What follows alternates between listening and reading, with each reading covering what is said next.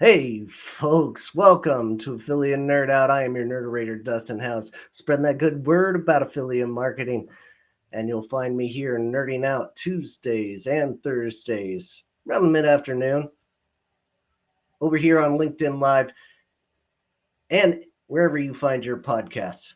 So please consider subscribing. And my guest today, David Hall, joining me from Navigate Digital. Welcome to the Nerdatorium.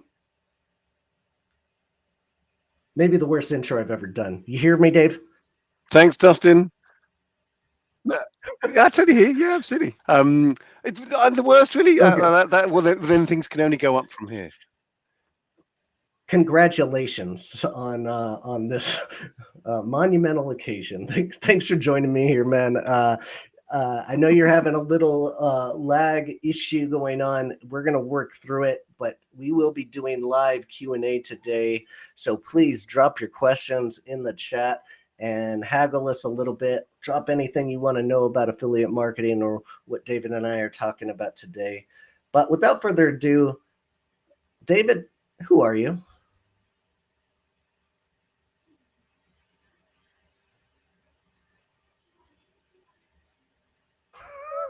Having just had 15 minutes together where it was being really okay, has it just decided to go a Yes. bit annoying? We can only apologise to everyone. Let's stuff back in. Like, Perhaps we'll see. Only time will tell. But tell me who you are. hello everyone. I'm David Hall. I am the commercial guy at Navigate Digital, and I am the commercial guy at Just Affiliate Reports, which is a product I built with an ex-AWIN colleague. I've been in the affiliate marketing game. Those people that will see me and see this on LinkedIn will know me first. But I've been in the affiliate game for. I worked it out yesterday. Actually, it's 17 years. I thought it was 20. I was sort of disappointed, but I've been in the affiliate game for 17 years. Started network side. I've been in the product side as an affiliate, as a technology affiliate, as a co-founder in Unicodo, which is a code-based proposition. I've done Wow. some terrible things that have been absolutely rubbish, and I've done some good things that have been exciting. And here I am now, Navigate, working agency side and trying to work with merchants to bring them in and help them understand, why, because there is sometimes that myth that it's can all be done in house. Sometimes that's true. There's sometimes that myth it can all be done by the network. Sometimes that's true.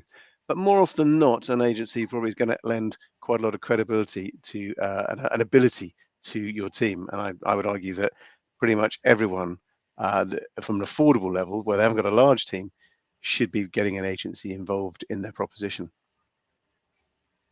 That's well said. We'll definitely dive into that. I am of the same uh, field of train of thought there, where it's always better to have more eyes on your program than not, especially with trained professionals in this industry.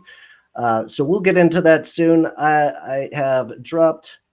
Oh my gosh. Let's see. How do I? What is going on here? You still with me, David? I'm Okay, great. Fantastic. I went ahead and accidentally put something in the chat that I shouldn't, and I can't figure out if it is live or not. I put your LinkedIn profile in the live chat so that people can go and find you there. yeah, that's allowed. Tell me more. Yeah, okay, great. Uh, so, tell me more about Navigate Digital and what you do there. Yeah. So Navigate is a UK and EU focused network, and then there's a secondary arm which is headed up by a guy called Dave Glasgow, who has been also in the affiliate game for a very, very long time. I think even founding network status through his family actually. And he works out of the Australian, and he runs the Australian division of Navigate. So we have two sides of it. We don't, we can and would work with with US businesses. I'll come Mhm. back to that in a sec. But so we are essentially an affiliate agency who focuses on challenger brands. and trying to champion a challenger brand proposition. Sometimes that can seem it's a very wide catch-all. Sometimes people think that that just means little businesses. It most certainly doesn't. We work with Pizza Hut, who are a fairly large brand, but they are not the Domino's of this world. So they are challenging the Domino's status, and essentially that's the point. You're saying who are you trying to Hmm. disrupt by the way you approach your marketing, your customer acquisition, right? So Well, that's the I deal. mean, basically everybody's a challenger brand. I mean, Well, except unless you're number unless one. you're Apple, So we don't want to work with Apple, and we don't want to work with okay? Domino's. Although if either of them came knocking at the door, I wonder what we'd do. Perhaps we don't want to work with BMW and Audi. But if Ford came along, of course they would. Absolutely. This It's this as is I say, it is America. a. Ford is the number one company. So in the UK, they're probably the number one too, right? Hence the silliness of the whole thing. The silliness is the reality. We try and help our business identify what is it doing to disrupt or challenge its market space, and then we identify with that. And actually, I would say as an agency, we are also trying to disrupt and challenge the status quo of affiliate marketing from an agency Mhm. perspective too. Okay, and I think that's the big thing. It'd be a fair question. Well, how? How is that true? So I would say with a much more honest and open approach to affiliate marketing, which I may have just said a bit in the intro, which is every business, no matter who you are, no matter how big you are, once you reach a size of either program or business turnover and team, you should be using an affiliate marketing agency. And you should be doing it to supplement the skill set that you have within the team, because affiliate marketing is actually a pretty highly skilled discipline. If you consider what you need to know to be a good SEO person, it's comparable, if not a bigger proposition, a harder proposition to be a really good affiliate marketing manager. And it's because of the amount of relationships and the amount of things you've got to juggle, and at the same time the amount of responsibility that you're divesting to a third party, and therefore this challenge of fraud, which is a horrible word, but there is a moment within affiliate marketing where it always struggles to be seen as whiter than white. And actually, I think it's probably one of the cleanest propositions. Yes, there's stuff that goes on that's a bit subversive, but actually, there's a great deal of subversive business going on from the in the click market and the social market, which is just ignored and deeply upsets me. And the businesses out there like Check, who are really trying to help prevent and stop all that happening, are Mhm. actually not doing any of that sort of business in the affiliate space because they don't need to, because actually the networks and the technology that are out there are self-policing. Maybe even the model self-polices the whole proposition, because and I think that whole it's the last click. Did a transaction occur? Did someone buy something? Did we deliver it to them? Did they return it? If it's no all the way through, or yes, it's all positive all the way through, then we'll pay the affiliate the commission. Wonderful. It was the last person. We're only paying them once. Again, these things were great. That's what the industry, and it is an industry now, right? I used to struggle with that, but this channel is an industry in its own right, and that's what it was predicated on. That whole last click and accountability. Yep. But the real challenge there, I think, is that we now only are rewarding this one person for a part of the journey within the affiliate space, and actually there's loads of involvement, and we're in danger of ignoring them. And yet there's no other place where that happens within the affiliate, within the marketing channel. It's a cost to feature somewhere, just as an exposure. It's a click that you're going to have to pay for. There's no like, oh well, we'll wait and see.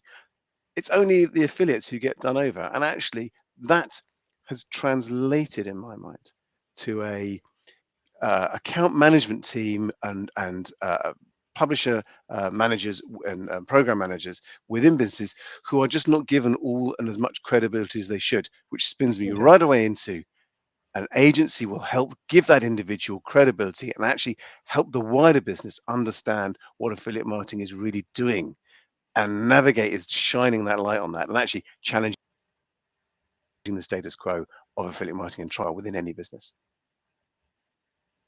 Well, that's a great segue into hiring an agency. I've always said that um, always a good idea if you can afford it, right? Like not every brand can go out there and afford the price point of $5,000 to $10,000 a month for additional help. But almost always, if you are going to hire an agency, you should have somebody in house that can keep them accountable, because just hiring an agency is never going to be a very like the right fit for them to report to executives, because executives are always going to be super demanding, and they're always it's never going to be good enough from the agency perspective or from the executive perspective for what the agency is bringing to the table. Is that about right? Yeah, absolutely. And there's always going to be there's always a distrust with a fee you pay, right? You spend a certain amount of money, and you're thinking, well, that that represents hours and hours and hours of time. And I Hmm. think one of the biggest education pieces is the explaining that £1,000 or $1,000, it doesn't matter, the thousand number, a thousand whatever, in a month represents maybe 7, 8 hours of work. And you're thinking, well, that seems, that seems like, no, well, hang on, maybe 7, 8 hours is not enough. But what, 10? So, 500, for a day's worth of work. You're thinking, yeah, that's quite reasonable. So I'm going to get for my $1,000, I'm going to get 2 days out of the agency. And so it's like, well, where is that value coming from? Well, there is a whole world of expertise and authority with those individuals. These, people who work in agencies have not gone, I've just left university and this is my first job. I mean, I'm going to have 4 or 5 years experience before anything already. So you're getting a minimum of experience. Typically, you then have a team who has years of experience. I mean, just across one pitch I'm doing at the moment, we're representing a small team of across five of us, and we're like, there's 60 years of affiliate marketing knowledge across those five individuals. It's like that is worth so much. Those relationships are established with people. Those opportunities to Sure. I work on other programs. I see other programs. I see other things that I can do. I can lend that information immediately to the other business I'm working on, where they're just spending, that one, 2,000, £2,000. It really isn't that much. And then you get up to that level of saying, well, it's 5 or 10. Well, actually, for 5 or 10, that should be a really well serviced program by an agency. And that should, that's a good number of people, 2 to 3 people able to spend a reasonable amount of time across the month on that program. And that's Yeah, thoroughly reasonable. But it brings for you sure. back to your point of there's a distrust, right? There's a moment that says, well, hang on, actually, I could probably spend that and have someone in-house. What's that? 120,000 a year. So that's maybe two, possibly even three bodies in our Hmm. in our business. And you're thinking, it is. And that's the point when you have to say, you should not in isolation work with an agency. You should not isolate yourself away from an agency. It's not one or t'other. It absolutely should be both. Yeah. And if Yeah.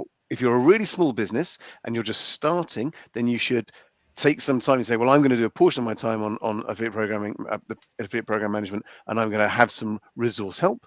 And as I grow that, basically what I should be doing is I should be scaling to the agency to the point where I'm spending more with the agency, and then I go, oh, I'm spending enough with you to now bring some resource house. I'm going to spend less with you when it's in house, but you're going to train that person up. And so I've now got an instant and a bit of my time, and the agency, and then I scale it up with the agency doing more over time, and then I go, oh, I'm spending enough with you to then be doing another person in house. And this is the mistake that I think agencies often make, which and businesses demand a how much is it going to cost me to work with you this month? And you're like, oh well, 5, 10,000, a month. That's what it's going to be. But actually, it should be more of an elastic model than that, which is how much can you commit to it? How much do you need us to do for now? And what might that look like over Hmm. over 12 months? And every month we assess it with you. This is the fee this month, and this is the fee next. Sometimes that can be done via the adding a percentage to the cost of sale, much like the networks do from an override or a cost of sale perspective. My main anxiety with that is sometimes that just gets so expensive that the agency is rubbing its hands together, saying, "Hey, we've just earned 20,000, an extra 30,000 off of this account because it's performing so well." But Hmm. there's alarm bells going off at the client end, going, "We just spent an extra 30,000 or paid them this, and we haven't got any more for our money." And so, again, this is challenging the status quo of it. It should be a symbiotic relationship about resource allocation and paying for that resource and understanding that that resource is expensive because it has so much experience.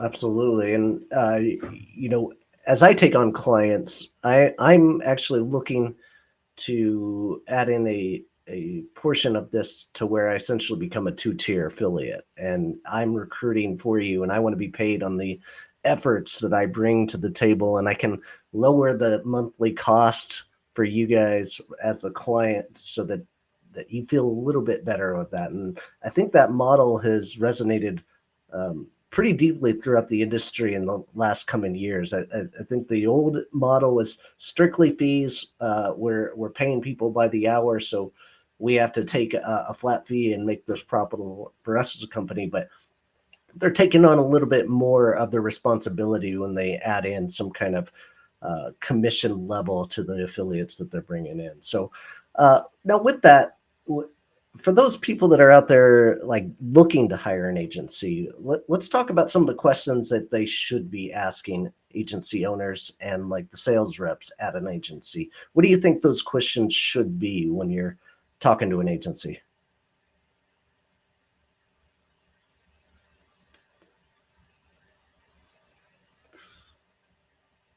Looks like it's dance break time until David gets back. Look at my best move. I hope he unfreezes. A lot of connectivity problems today. Sorry about this, folks. Not making great pod. Let's see. What else can we talk about?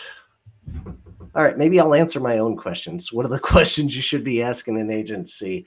Um, what kind of commitment are we looking at? Is this a 6 month, 12-month engagement? Agencies are a lot of the time are going to ask for at least 6 months to be engaged because it's going to take some time to ramp up the program from the affiliates that you're recruiting. The ones you recruit today might not be sales active for the next 3 months. So you have to put that in place and not expect a lot from the first 3 months here. Um, all right. I think David is back in. That went weird. We Yes. got, Sorry, I lost you. all right. All right. All right, where did you lose me? Did I get to the question of what should you be asking an agency? No, I didn't hear it, but that does make sense. I apologize. I lost you when you were talking about how the model had evolved up, and it was what was working more comprehensively. So, what should a client be asking an agency? Right. Yeah, that's okay. I think that's very interesting. I think let's try and make it. I don't know. Let's try and make it a magic 7 points. I don't know why I like the magic seven. So well, I've set myself a target there though, which could be interestingly challenging, right? Um, the first off is what is your expertise and experience, and Okay. that does not have to In the be in vertical, my right? The sector. niche. Yeah. Okay. That's interesting because I don't know that is uniquely important. I mean, Okay. there's a moment which says, "Do you understand the affiliates that are here?" So the reason I don't think it's uniquely important for an agency is fundamentally you cannot run an affiliate marketing program without a network, Okay. right? It just maybe ad traction is an example where you're using an agency and they're providing themselves that service at the same time. But in most instances, you're going to be using a mainstream impact AWIN CJ um, web gains tracking proposition, right? That's going to work for you. And that's what you're going to need. And those networks, or any of those networks, are going to be able to provide the gap, which is who are the affiliates that are operating effectively in this space. And the idea that those niche affiliates have a perfect relationship with an agency that's pretty lightweight. You're going to know some of them. So, actually, do you have decent experience and understanding of affiliate marketing practices and techniques? Can you deploy programs properly? Can you migrate something? Can you launch something effectively? Do you have relationships with the affiliates which allow you to understand what the best deals are that are out there rather than just standard exposure? Can you speak to them and have your lesser known proposition taken seriously because you as an agency are known, you as an individual have that ship with the wider affiliate marketing space. Because if you have all of those things, then absolutely, that agency is going to lend credibility to your program, whoever you are. You're taking your program seriously, whether you're Pizza Hut, whether you're the Craft Gin Club, or whether you are some mamas and papas trumpet socks retailer. If you're with an agency with credibility, then you will gain credibility as a halo effect, right? So that's it. Comprehensive expertise and extensive experience. Can you run my program, right? And then that lends really nicely, I think, into number two, which is, well, tell me about the breadth of your network and how do you reach them and how do you engage them and what do you do with them? So, do you run events? Do people come to your events? Do you something I'll talk about, I'm sure later, but do you? We run I've launched a podcast to engage with people and get them talking about affiliate marketing techniques. How do you share expertise? Do you keep it all to yourself? Because if you do, that's like probably going to be how it's going to work in the long term. And that's not going to help everyone else. And Mhm. actually, if you go out and give, you'll find that a lot more comes back. So how do you, how have you got that broad network? Then I would be talking about that utilization of time and resources, which is actually what do you have as a business? I won't go into this so much. Again, we just talked about it a moment ago, right? But what do you have available? What do you need? How is that going to evolve over time? And how is that going to stretch the agency? And then how is that going to stretch you? And how, because at one point you're going to be doing some of the heavy lifting, and some point they are. And actually, what do you want to do to grow that? Or do you just want it all on the agency? I mean, how do you want that to work, right? Mhm. Because I genuinely believe that you should be considering that someone at some point is going to need an extra body, and it's do you put it into your business and learn and gain all that expertise inside your company, or do you use the agency, or has someone just left you, there's someone resigning, at which point you've got a 3 month window or maybe even a 4 week window when they're leaving, at which point you should be saying to the agency, I'm going to need to boost you up a bit because I'm going to need more help. I've not seen that happen, and yet I've seen lots of people leave businesses and not ask their agency immediately for help and be prepared to pay for it, right? And actually, that's not realistic, right? They should Mhm. genuinely be like, actually, I'm going to ask you to take a heavier side of this old cart. So while you're doing that, I'm going to need you to pay. And you've got people, right? That's what agencies have. So Yeah. again, that's the who's got the resource there. Um, All right. then I guess Well, start looking. tying on to that, like Sorry. I think one of those big questions that you have to is like how many hours and what kind of team is going to be dedicated to our program, and that's an important question because there are some agencies that I won't name that are super irresponsible. They might put 40 clients on a portfolio and just uh, they go and use their existing contacts, but they're not consistently going out there and finding affiliates that are going to matter for that program in particular. So Yeah.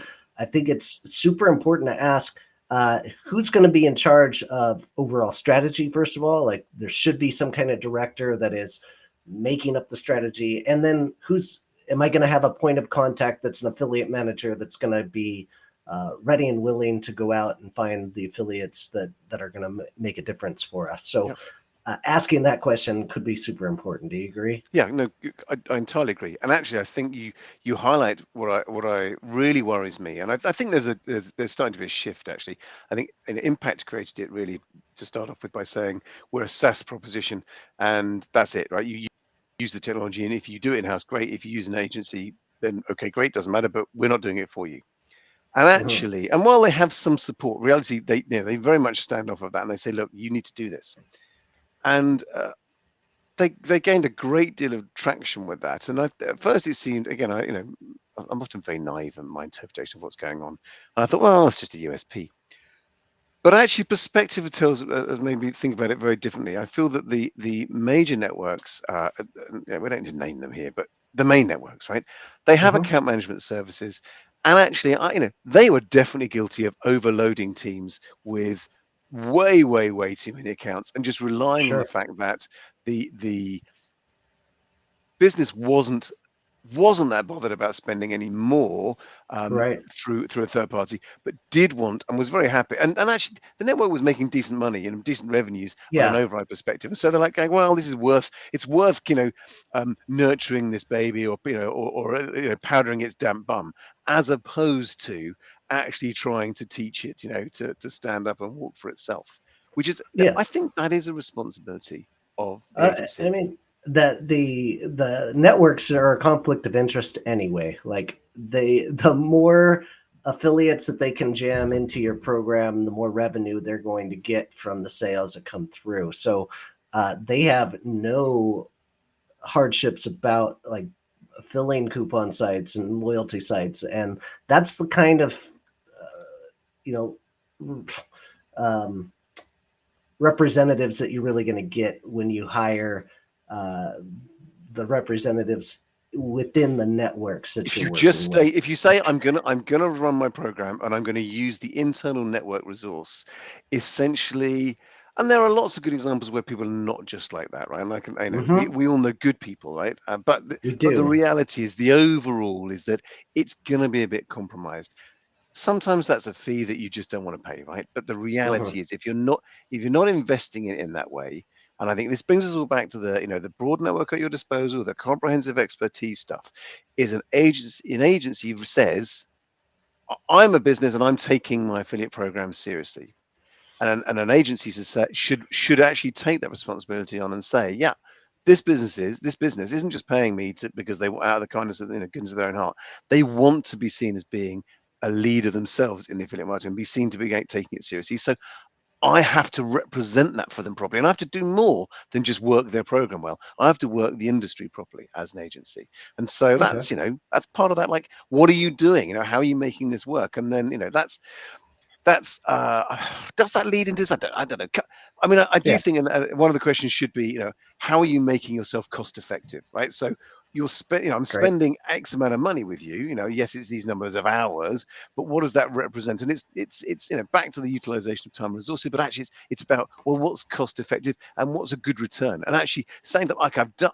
Maybe it's the test and learn stuff, right? I've tested these things and we've learned this. Now that's valuable, even if it didn't result in sales. Let's say I've learned that this doesn't work for you in these ways. So Sure. that's the negative. But the reality is, in doing that, now you've learned what you can do. Now an agency actually will quickly or may already know that and won't make those mistakes. The test and learn has been done. So it's like, this has worked before in Yeah, these ways in for this sure. space, Great right? point. So we recommend you do it this way. Now that's so valuable, and you don't have that internally, and that's really, really important. So how are you demonstrating that cost effective and return? So that's good. Then There has uh been opportunities where I came in as an agency and saw that they did something internally. I'm like, who signed off on that? Like, this was not a good idea. I could have told you not to do that because I learned that lesson 5 years ago. Yeah, there you go. Right, absolutely. And actually, So it's a fun question to ask the other way around, which is,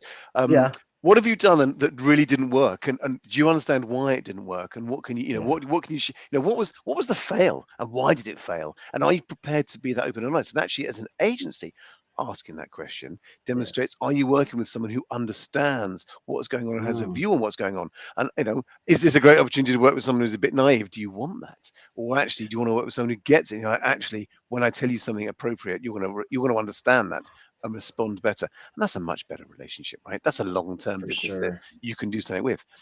If someone doesn't know, that doesn't mean they're bad. Is But are they prepared to understand? So you got to go, we're making with them. So do they want to learn? Now, if they're not wanting to learn, they just want you to do, you got to touch that. You got to decide whether you really want that business. That's the other way around, Ooh, right? As an good agency, do you point. want that business, right? So I For think sure. possibly we've done three or four. So I think what Let's stop there. Like oh, okay, we've done I really four. want to talk I want to talk attribution with you more than anything. So Okay. like when you get hired, let's say you get hired as an agency, what are you asking for from that merchant, that brand, to pass you back as data so that you guys can be as effective as possible, like representing that company and showing your worth for the time that you guys are spending on their account. So attribution has, it's been a watchword within affiliate marketing for a long time, hasn't it? Right? That whole demonstrates uh, value and what have you really done? And actually, Hmm. the merchant has all the power. So you have to get the data back from a merchant that says, where and how are you making a decision to demonstrate that that was an affiliate transaction, or that had a contribution to a transaction throughout the whole of your affiliate marketing. So what and how much is a merchant prepared to expose? Essentially, that is what they're doing to you as an agency. And I do think this is a huge value. Most businesses run away from, run in fear of telling affiliate networks or their affiliate network too much about what's going on. So they can see that they're reporting on all the tracking, and they see that they're seeing every transaction, and they feel like their business is somewhat overexposed. Now, actually, that's they don't see everything, and that's not realistic. And but they see enough. But you must share that with your agency or your agency group. You have to give them insights. You have to give them access to the Google data if that's what you're using. And if possible, you should be using tools and services that show the entire journey of all the affiliate transactions, of all that's interactions on a customer journey, and all the other affiliate non-affiliate touch points on that customer journey. And that insight will change the way, revolutionize the way you do affiliate marketing. Not the campaigns you run, but the rewards you give. Because attribution, and then you're starting to talk about actually what are you prepared to attribute from up and down the funnel? Are you prepared to reward what is influencer marketing, which everyone goes, oh, TikTok and social, and that's not really what I mean by this. Although of course it has finally got itself in much more heavily involved in affiliate marketing now, and actually helping, I think, Hmm. to change things. But that influence on the sale, and that's different to the influencer. But it's people, listicles being the obvious one. Data, it's people who write about, uh, Colin Carter, who I see a lot around. I enjoy his company greatly, right? In the UK, he runs Weather to Travel, and that's a really brilliant resource. But actually, people aren't making that decision to go on holiday on a whim. Yes, there are some last minute breaks, but the reality is these are considered purchases. And the more you think about a transaction, with the exception of stuff you buy on Amazon where you go, oh, I just thought about it. I'm on Amazon, I bought it. It might be 15 seconds between idea to purchase. Pretty much everything else has some form of consideration. And the affiliate space is filled with individuals writing and creating useful, in the most part, useful content to help you consider what you're doing. But they are often not the last referrer, where Hmm. that is that moment that says, what gets you over the line? Is it that on-site message that got you to, resulted in an email that got you to come back? Is it that voucher code that you sent them because they signed up? Is it the voucher code they found somewhere else? Is it the cashback that they went to? Essentially, those upper end strikers. I'm not, look, I'll say goal hangers, but that they're not goal hangers. They're Yeah. strikers. They're the individuals that score the goals. You are undone without them. But you are also undone if you don't have the midfield filling out, and the defense, if you like, but filling up that inside Yeah. side as to what someone's to buy. So whether I'm talking I about the don't right I thing, don't know who it is in soccer in football who's the like all times assist leader, but in basketball it's John Stockton. I say an attribution that you have to be taking care of and paying attention to is the assists. yeah, So whether the assists that are going into sales, the goal scorers are absolutely obviously necessary, but the assist man is also interesting attribute to be yeah. possibly. I mean, you don't with the last click model, you don't have to pay them at all, but you do need to improve that relationship. So maybe you can help them become closers down the line, and people will look to close with them instead of others. So I think that it's nice, Dustin, but I think there's a moment there that's slightly wishful thinking, right? Because All right. they they're not going to be the closers. I mean, not in the same, not to the same volume. They essentially, what they're good at is assisting and passing the information in for the user to consider the sale. They're not the people that ultimately. There are moments, of course, you can provide them with things that help and create that to happen, and I Sure. do agree, right? But essentially, they're not going to take that new number one spot. They are still going to be essentially brilliant assisters. What I would like to see, and what I really encourage as a forward thinking program, is someone who's just screaming at the sideline going, who got the assist? Who got on every transaction? And looking at saying, okay, this is my top publisher. They have scored me, this, 19% of all my sales. Great. Of that, give me the breakdown now of the affiliates involved in the assist. So what's that profile? This publisher does this. What's the profile of the assisters within that publisher's transactions? And actually, this is then back to the beginning, which is give me all the data, give me the profile of all the affiliate, all sorry, of all the digital marketing that got the assist. And actually, Yeah. that starts to really change how you think about digital marketing and conceivably how you think about affiliate marketing. Because what you very likely to see is because if you're prepared to do it in the affiliate market, you might start to be prepared to do it in the search, the PPC, and the social display, right? So, okay, that's attributed the sale, but who got the assist? How much affiliate business is demonstrating value in those transactions? And that insight changes everything. It makes the affiliate marketing manager, the affiliate program manager, so much more important because actually they can start to say, if I do XYZ, I contribute to you seeing an uplift in social transactions. Now Hmm. that's a change. No one's talking about that, and they absolutely should be. Yeah, they so true. Like affiliate has this overarching thing. Like if it's 20% of your revenue, it's coming in from last click from affiliate, you're doing a good job. But that doesn't tell the whole story. There might be 50% touch points coming through the affiliate channel in some kind of capacity that you should be looking at as an affiliate manager. So with that said, like what's a perfect setup in your mind? You wave a magic wand and you get a client in there. What do you want to see as far as uh, a strategy that shows, hey, all of these affiliates are in this touch point. These are all bucketed into affiliate and the other channels that had touch points as well. But what's your perfect setup look like? So I know it's a good question, and I'm gonna feign ignorance because there's a bit of me that I don't do loads of program management, right? Okay. That's not part of what I do. That isn't so that I can't have an opinion, and I love opinions, and I certainly share mine. But the reality is that it's probably the most flawed part of what I talk about.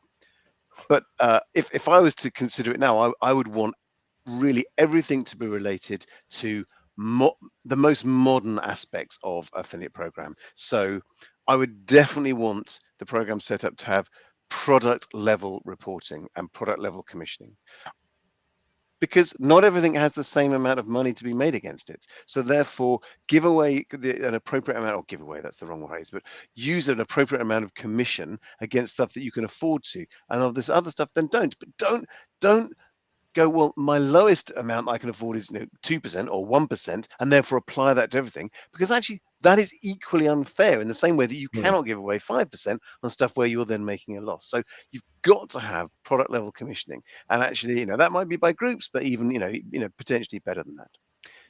You've then also got to look at the value that a publisher has and say, well, actually, does my voucher code publisher or my cashback publisher or my content publisher deserve a different volume? So actually, that's dynamic commissioning based on the individual. And so that and the publisher type.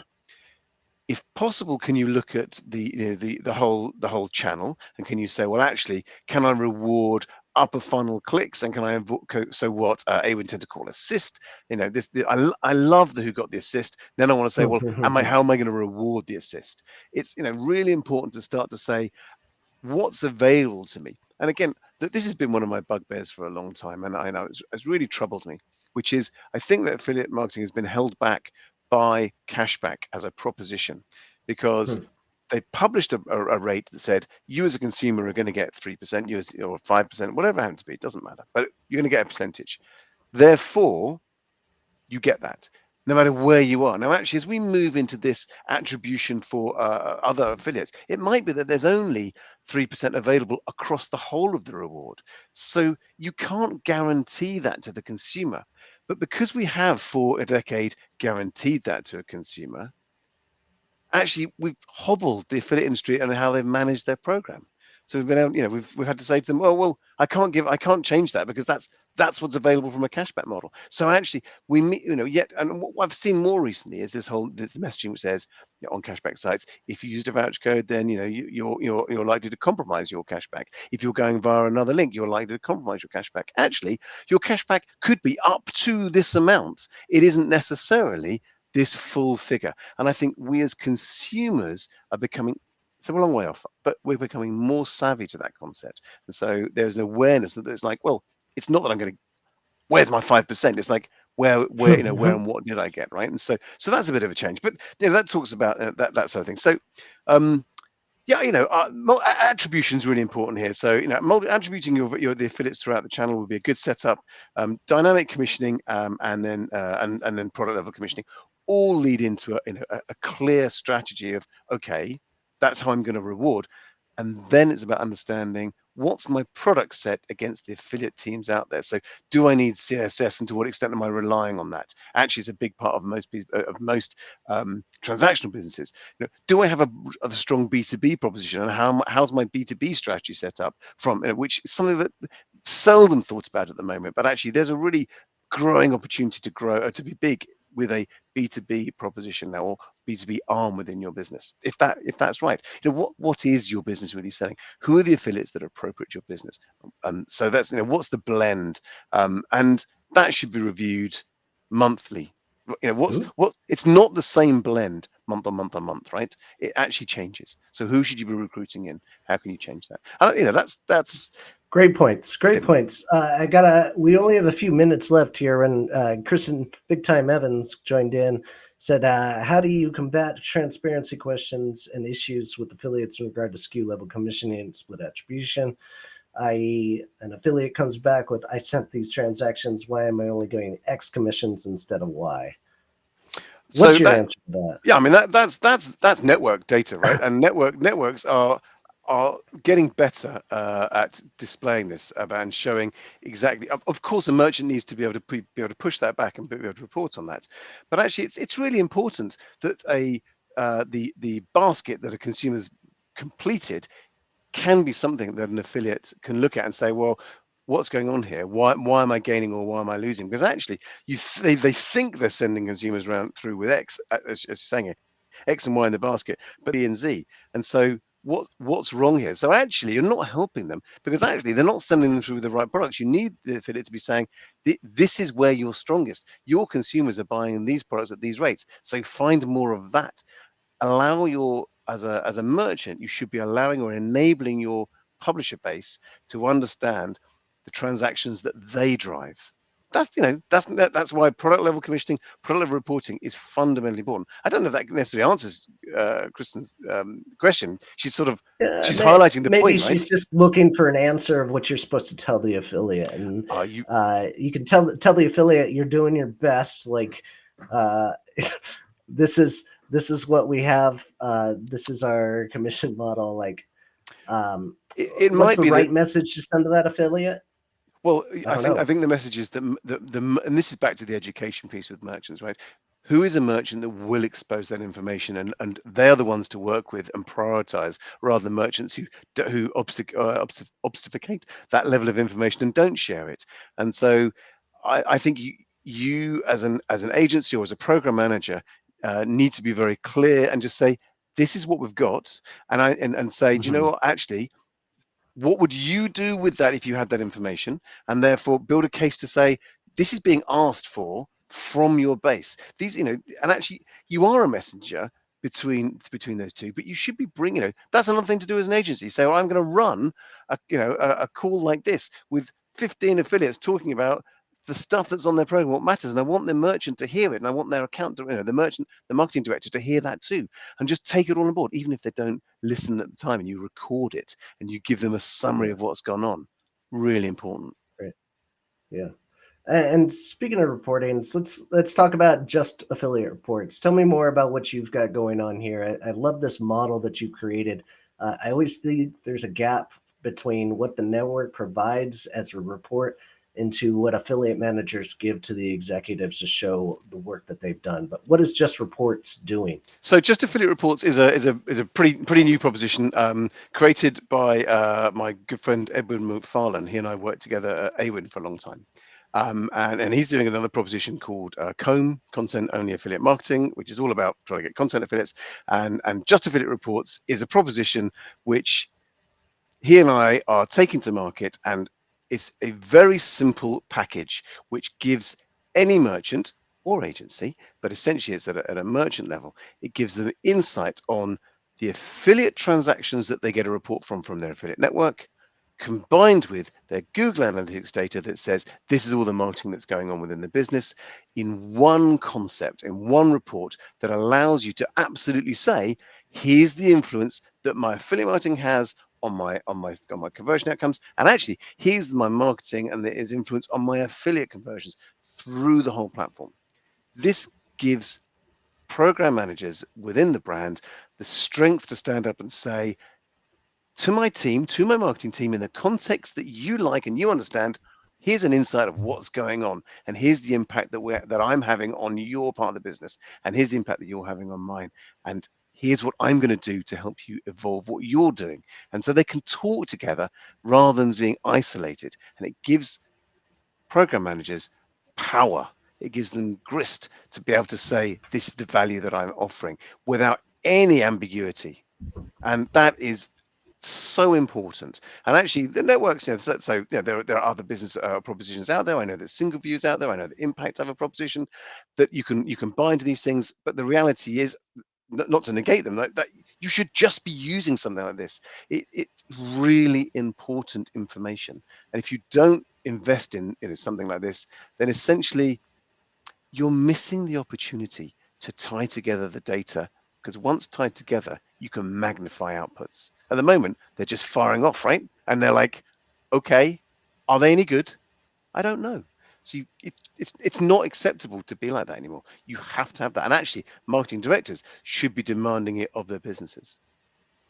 Absolutely. And I love what you're doing there. Go check it out, dustinhouse.com/jar, just affiliate reports, and go give it a look.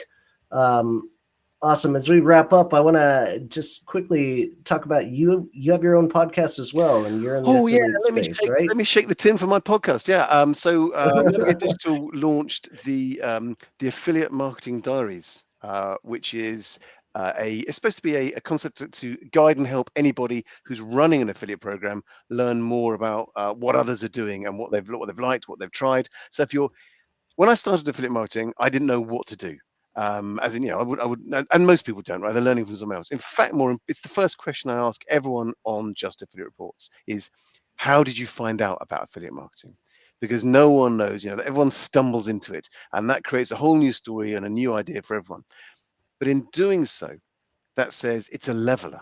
And so we can all say, what can I learn? What was the first thing I tried? What did I make a mistake on? What did I do well? And actually, if I went to an interview and I wanted to know about it and I'd listened to a Just Affiliate Reports episode, I could probably talk more about affiliate marketing than any other candidate out there. Or if I'm running a program and I know what I'm doing, because these are established affiliate marketing professionals, you're like, oh, I could learn something from this. To the point that the very first episode we did, it's pretty new. We've got 2 episodes out there with one in the can. So we've got one from a girl called Laura Bennett's at Chewy Clothing, which is part of Sainsbury's, so a pretty decent brand, or very decent in the UK. And also the second one with Geordie White, who's at 3 Mobile, or the Smarty Mobile, which is part of the 3 network, which is the value proposition within the 3 network, and just part of Vodafone. And both of them give really interesting insights about their programs and how they Okay. got into it. Great. Well, sounds like a lot of fun. Affiliate Marketing Diaries, go check it out. You can get that anywhere you get your podcasts. As we wrap up here, I want to tell everybody we've got 2 more guests here in July. It's Wade Tonkin tomorrow and Evan Johnson over on Thursday. If you would like to be a guest here on the podcast, David I actually totally put scanned it. this. Yeah, he scanned this, and that's how he got here. Go to dustinhouse.com/nerd or scan that right now to be my guest in the future. And then lastly, if you want any help with affiliate marketing or just need to get pointed in the right direction, I'm happy to give you 15 minutes. Use dustinhouse.com/explore and join me for a free 15-minute call and ask all the questions you want.